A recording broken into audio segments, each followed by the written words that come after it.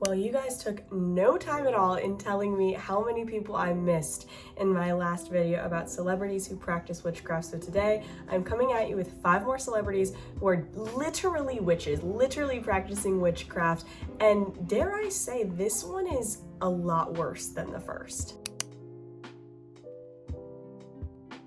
Welcome back to my channel. I apologize for the lighting. It is the gloomiest, rainiest, grayest day. I'm kind of living for it, if I'm being honest. It's like such a cozy vibe, but today I'm really excited about this video. I did some research. If I sound a little off, I just got over a cold. There's just a lot happening this week. Start with number 1, Katy Perry. You guys were probably confused why I didn't even mention her in the first video, but Katy Perry has quite the history to her. You know that in a lot of her music and music videos, she uses satanic symbolism in a lot of things. She uses very occultic symbolism. And I mean, the themes of her music are definitely more anti-biblical. I think that's pretty obvious to most of us. But if you haven't noticed, like a lot of the symbolism behind like some of her music videos, Dark Horse is one that really sticks out to me. She uses like the evil eye and that, and we'll talk about that a little bit more later.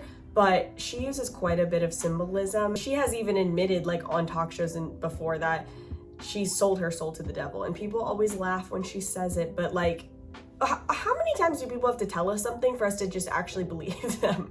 She started off in gospel music, or tried to. Her dad was a pastor. How far that goes, I don't really know, because I believe her father has denounced the Christian faith now, so that tells me he was never a true believer. So I don't know how he was pastoring a church personally.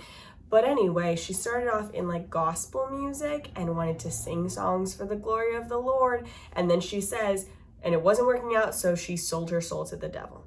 And then she got super famous, and her pretty much first hit single was I Kissed a Girl. But that's not the only thing. So she went to Salem one year and she took part in the Salem Witch Walk, which apparently claims to be led by real Salem witches that teach the truth about witchcraft, and they allow visitors to learn spells and hexes, and the guests are gifted with these crystal balls that have been blessed by real Salem witches, by a Catholic convent in, I'm assuming, Los Angeles or like the California area. And she tried to turn it into a home, like she wanted to buy it and turn it into like her home, her space, and the nuns rallied together and didn't want to let her buy it because they knew that she was like very anti-Bible and borderline satanic. And they brought up to her, like, didn't you go to Salem? Didn't you do this witch walk? Didn't you do this and this and this? And she was like, what? I was never in Salem. What are you talking about? And she straight up lied to them because there's like evidence of this, of her being there and stuff. And they're like, yeah, sure. And they're like, what do you want to use the convent for? What do you want to use the house of God for? And she was like, I don't know. I'm just trying to find my way, and I want to use it to meditate and blah, blah, blah. Who knows what the real reason was? But she was very intentional about it. She wanted to buy this convent. They did pushback, and then I think there was some kind of trial that said that the nuns were not allowed to prevent her from buying the convent or something. I don't know. I don't know if she ended up buying it or not, but it's weird to me that she's involved in all this witchcrafty stuff and then she specifically wanted to buy a Catholic convent. I don't know. Very odd. One more thing, she openly claims that she manifested her husband, Orlando Bloom. She said that she was very intentional about it, like even down to the like place that she met him. She was wearing like this quartz colored dress or something to like attract, and like she was being very specific with all the manifestations she wanted in him and her husband and all this stuff. And she like full on is like, no, I fully manifested Orlando Bloom.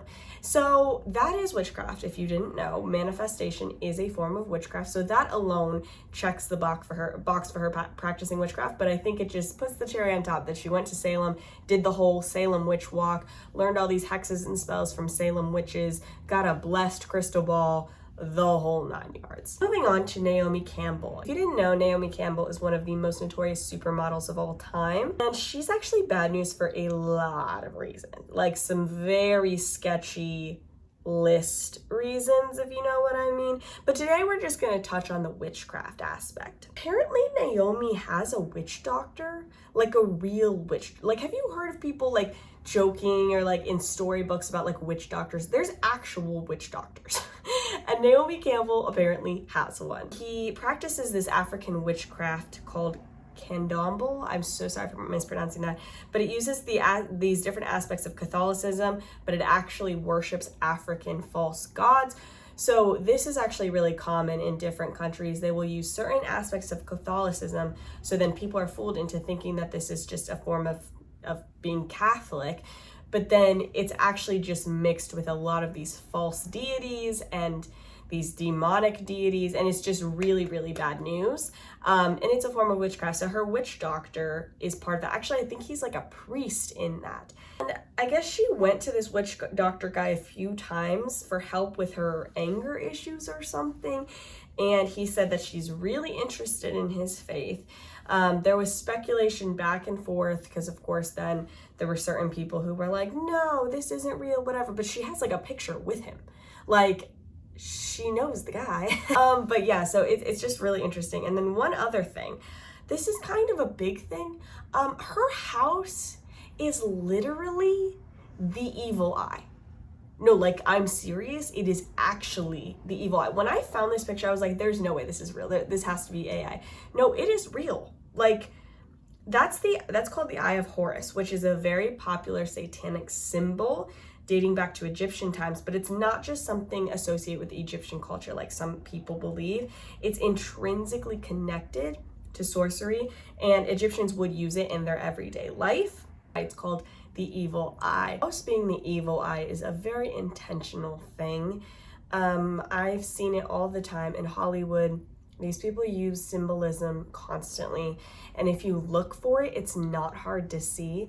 And the thing is, like, they're not using symbolism to like bring glory to Christ. It is always bringing glory to these occultic things. It's always bringing glory to these ancient Egyptian sorcery symbols like the evil eye, or I mean, there's other things too, like there's like a specific symbol a lot of people wear in a necklace and everything like that. So yeah, that's kind of a big deal. But I think what really points to the witchcraft thing is that she has a witch doctor that she has seen regularly, and however he's treated her has been used to help manage her anger. Kind of weird. Okay, moving on. The Olsen twins. All right, so this is more of like everyday witchcraft, so much that people don't realize it's witchcraft. So when I say that, I mean using crystals regularly.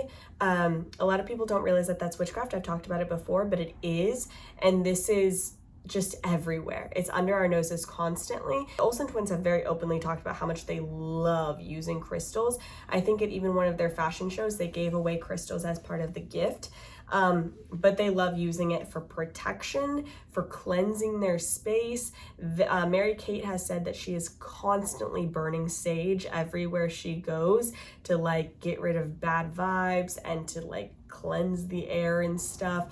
So when people say that stuff, that is a form of sorcery. You cannot rely on crystals and sage and these things to protect your space, because that's not where protection comes from. Protection only comes from the Lord. The Bible is so clear that we should not be relying on these occultic things to give us any form of protection, to attract things to ourselves. It's not even that it doesn't work or that it's all like, you know, baloney. I think it can work in the sense that demons can make it look like it's working. They can make it seem like it's working. But the thing is, the Lord created crystals to just be beautiful, to exist, to bring glory to him. He created sage for eating, for, you know, different things to smell good and, you know, different herbal remedies. But none of these things are meant to fight the spiritual warfare that is very much happening all the time and we can't see it. The only thing that can fight that is the power of God's word, the power of prayer, you know, the Lord's legion of angels fighting on our behalf. So yeah, these are like more everyday witchcraft things. What's really, really sad to me is that it's clear that these girls had a really rough time growing up. I mean, growing up under the spotlight, I cannot even imagine.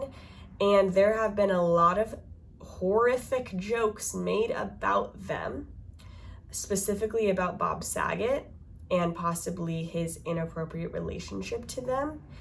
All I'm saying is there's a reason they've tried to get out of Hollywood. There's a reason they've tried to get out of the spotlight. It really breaks my heart for them. And I pray that one day they can find true purpose, protection, and love in Jesus Christ. Because I know that that's the hole in their heart that they're searching for, is the feeling of their creator loving them so well. And so I pray that they find that one day. But for now, yeah, they've been practicing a lot of kind of everyday witchcraft. I bet if you ask them, do you consider yourself a witch? They'd probably be like, sure, I don't care. Like, I don't think they would have any issue with being called that. And I wouldn't be surprised, since they're so into crystals, if they also use them in forms of like moon rituals and stuff like that. Because that's kind of the protocol when you're a witch. I mean, we talked about it in that one video that I did of the like 19 different kinds of witches or whatever. One is specifically a crystal witch. This kind of fits the protocol perfectly. So I wouldn't be surprised if they consider themselves that. Guys, really quick, I wanted to mention I have a Patreon. If you didn't know, I upload exclusive videos to my Patreon every single month. It involves lots of unhinged fun things: vampires, werewolves, fairies, conspiracy theories, you know, all of the things. And it is a great time. We have so much fun over there. I would love for you to join. The link will be in my description if you're interested. And thank you to all my patrons who support me over there. You genuinely mean the entire world to me. Next one, this breaks my heart even further. Hilarie Burton. Okay, first of all, I would like to say Hilarie Burton is like one of the most beautiful women I've ever seen in my life. I'm not gonna lie. She is somebody who has like aged like fine wine. I think she's like in her 40s now, and she's like stunning. Like, if I could look like her when I'm in my 40s, like, goals, okay? Also, it makes me sad because Kai and I have been watching through One Tree Hill for the first time, and she's the girl who plays Peyton on the show. And she claims that she grew up in an evangelical Christian household. And so she grew up thinking, you know, witchcraft is demonic, witchcraft is bad, and that she is like, no, that could not be further from the truth. Like, she was scared of witchcraft for a long time growing up, but now she's fully embraced it. This is like one of the saddest things in the world to me. On this list, she is the most openly like witchy person. She claims to be a witch, like full on. She wrote a book called Grimoire Girl, I think, which is like about witchcraft. And her kids, she has kids that are pretty young, and she says that all her kids' friends all know that their mom is a witch. And her favorite thing is candle magic. Also, did you know she was married to, what is that guy's name? I'll put him here.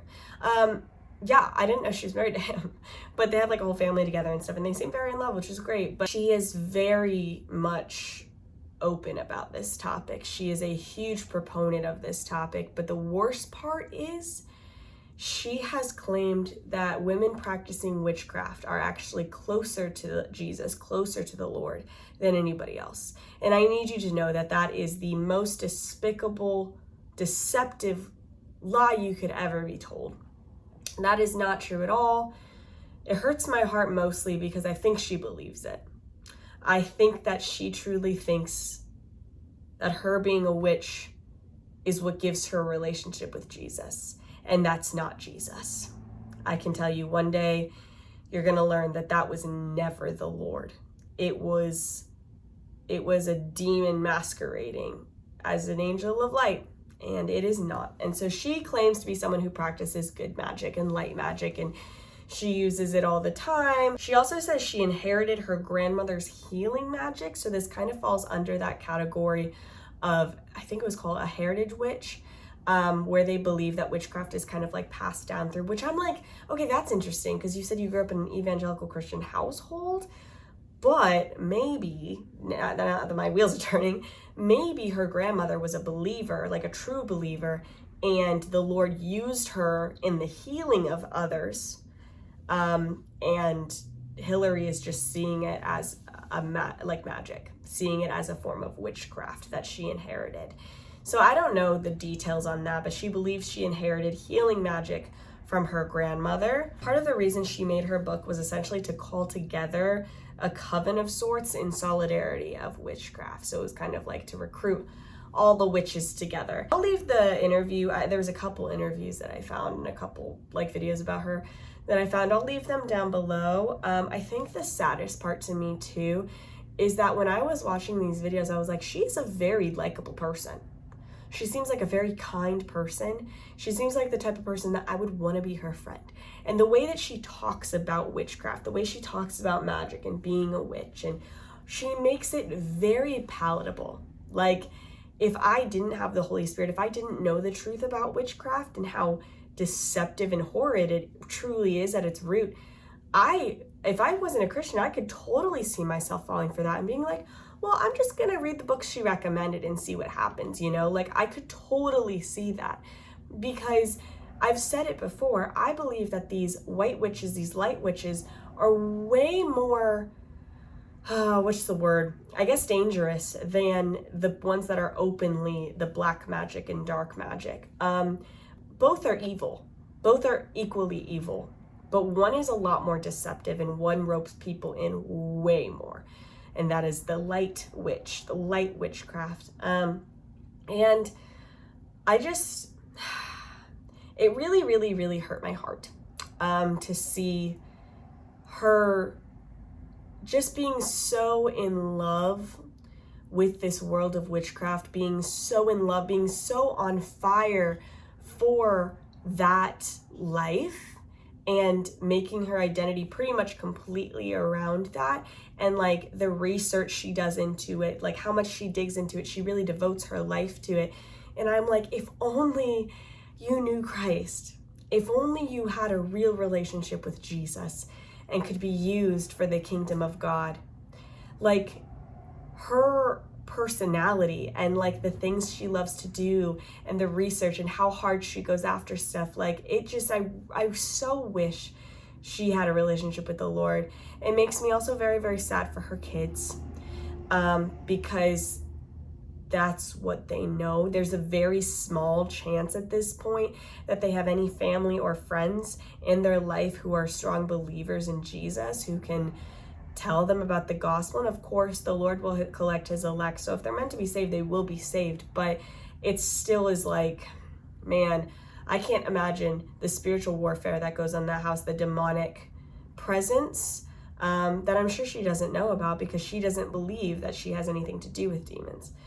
Anyway, it makes me really sad. But if you're feeling that way when you see stuff about witchcraft, if you're like, wow, that's really interesting, I would like to learn more about that. Like, she seems so happy. She seems so full of joy. She seems so fulfilled and confident. It must be because of witchcraft, because that's what she's saying it is. I need you to know that it's deceptive, and I need you to know it's a lie, but it did convict me, and it should convict you as well. I should be as on fire and more so for the gospel of Jesus Christ. I should be more on fire for the Bible and reading it and prayer with the Lord, that I get a direct connection to talk to Jesus. Like, I should be so obsessed with that people see me and say, wait, I want to know what she does. I want to know why she's this way. I want to know why she's so happy. Because there are witches out there that are devoting themselves to the mockery of it.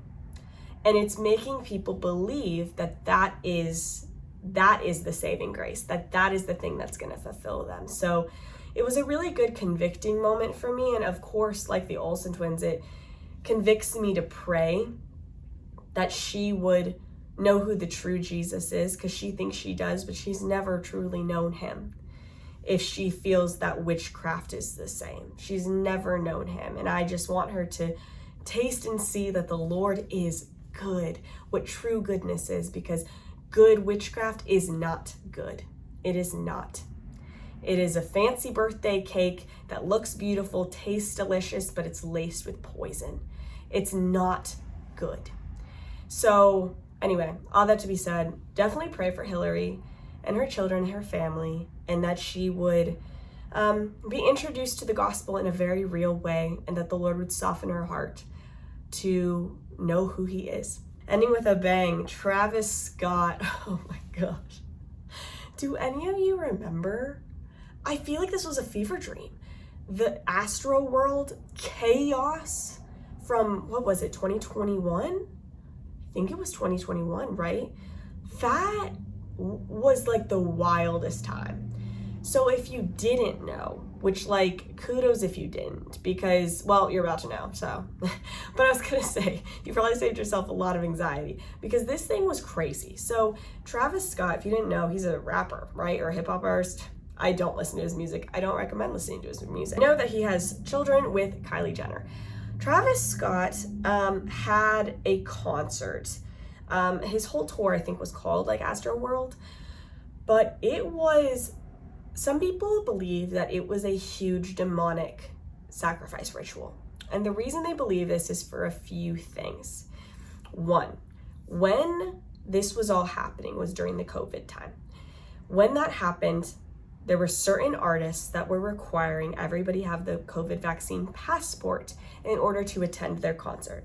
He was one of those people that required the COVID vaccine passport. We don't even need to get into how absolutely atrocious that time was and how almost all of our freedoms were stripped from us. Thank you, Jesus, for saving us from whatever 2021 was. But going on, that is what his concert required. And so everybody there had the COVID vaccine. There was a couple things that happened in the very beginning. I can't get into all the details. Maybe I'll make a whole Patreon video just about this, uncovering everything, because it's nuts. But just a brief overview. Basically, leading up to the concert, there was not enough room at this place. It was way oversold, way overpacked, and people believe that was on purpose. People could barely fit in there, but once they got in, for like hours leading up to it, there was this intense music, and they didn't really understand why, and it was making people feel sick. Well, and it was making a lot of people have heart problems. Some people were just like dropping like flies. Well, comes back to know that the music that was being played was at a specific frequency that messes with the heart. It messes with the heartbeat. It messes with things having to do with the heart. Frequencies in sound really affect our bodies because frequency affects water, and we are made of a lot of water, right? As other reasons, it also affects our body, but one of the reasons is because of that. It affected a lot of people's heart at that frequency. One of the number one side effects of the COVID vaccine, and definitely the most lethal one that happened across the board, were heart conditions. People, do you remember that? It was insane. A lot of people were dropping like flies, like I said earlier, because of heart conditions across the country, but also at this concert. So that was happening. And then when the concert started, it was so packed like sardines. People couldn't get out, okay? Like there was like nowhere to escape. And they were so confused because people claimed that there was a ton of police around and stuff like that on the outside, security, but they wouldn't like let them leave. I guess I shouldn't say police, it was security. I don't know if they were police or not, but they were security for the concert. And they like wouldn't let them leave for some reason, and they couldn't get out. So people were like getting stampeded. It was not good. Let me show you some pictures from Astro World, because if you see this picture of his head, this was like one of the most notorious things. So I think this was from his album cover, but he had this everywhere too. So this mouth is very similar to something called Hell's Mouth, and this is a painting that was notorious throughout. I mean, it's really, there was a few paintings kind of depicting Hell's Mouth throughout olden times, but it's supposed to depict hell and the entrance to hell. And then there were some other pictures from his concert that like genuinely look like the gates of hell. Like, I'm not kidding. Or like his phrase, like, I'll see you on the other side, and even down to like the t-shirt he was wearing, like represented something symbolically. There were some insane things that happened at this show. There were videos of people who claimed that they got on video, which I saw the videos, and it does look like that. Like literally dark demonic spirits, like demons, like moving across the crowd and going into people. Could it be AI? Could it be staged and edited? Sure. I don't think it was, though. I mean, it's not far off. And like, sometimes we do just have to believe people. Like, we can't just believe that everything is AI all the time. A lot of people wonder if this was some kind of satanic sacrifice ritual. And I'm one of those people that wonders, because people were claiming that they were asking him, they were yelling at him on stage, like, we need help, please get help for us. And like at one point he was like telling people to like shut it. Like I I can't fathom that. Like, there were so many things that went wrong over and over and over again at this concert that seemed very intentional, that I don't understand how it couldn't have been something. Like, it was so bad. And of course, after this happened, he was like, I'm so sad this happened. I'm so heartbroken. I'm so this and that. And but people were like, why didn't you say that on stage? Why didn't you care? I've seen so many clips of artists who are on stage. Somebody says, hey, they're passed out, whatever. They stop the whole concert in order to get medical care to them. It's possible. It happens all the time. Like, I cannot understand. And he saw people being stampeded. He saw people being crushed. And like, dude, there were children that lost their lives that day. Which, first of all, children at this concert is a whole nother thing in itself, but it's just absolutely heartbreaking. And there's so many symbolic things. I actually found this really interesting PDF. Like, this person wrote almost like a thesis on this. I will link it below. One of the symbolism things that he has on some of his artwork is like the hands and the palms on his poster. This represents Hamsa, or the evil eye, which talked about this earlier with the Eye of Horus. Also, when the fire effects were happening on the stage, it literally looked like the fire formed into the shape of a devil to me. I mean, I don't know if you can see it. I guess it ended up being like a bird, like a phoenix flying away or whatever, but it literally looked like the horns of Satan to me. Like, I don't know. Let me know if you see that down below too. And then there were also these really long, big pieces of wood on the stage that formed upside down crosses. Like, there was just so much. Yeah, that was such a horrific time. It breaks my heart for that. I can't even imagine. And of course, like, I don't think anything ever happened to like him. He's fine. He's fine. Everything's fine now for him. For Travis Scott. It is wild to me. But anyway, I hope you guys enjoyed this video. Let me know who else I forgot down below, because I can make this whole series. Don't forget to check out my Patreon. I love you, and I'll see you soon. Bye.